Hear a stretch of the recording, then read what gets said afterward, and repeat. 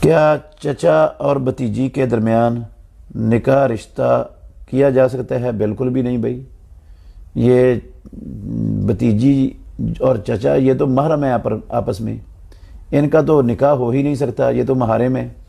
اللہ نے کہا سورہ نساء میں آخری رکوع ہے چوتھے پارے کا، حرمت علیکم امہاتکم و بناتکم، اس آیت کے اندر فرمایا و بنات الاخ، اور تمہاری بھتیجیاں بھی تم پر حرام کر دی گئی ہیں۔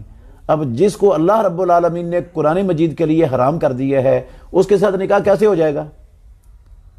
ماں کو بھی حرام کر دیا، بیٹی کو بھی حرام کر دیا، بہن کو بھی حرام کر دیا، بھتیجی کو بھی حرام کر دیا، بھانجی کو بھی حرام کر دیا، خالہ کو بھی حرام کر دیا، پھپھی کو بھی حرام کر دیا۔ یہ سارے رشتے اللہ رب العالمین نے قرآن مجید کے اندر حرام کر دیے ہیں، تو ان سے نکاح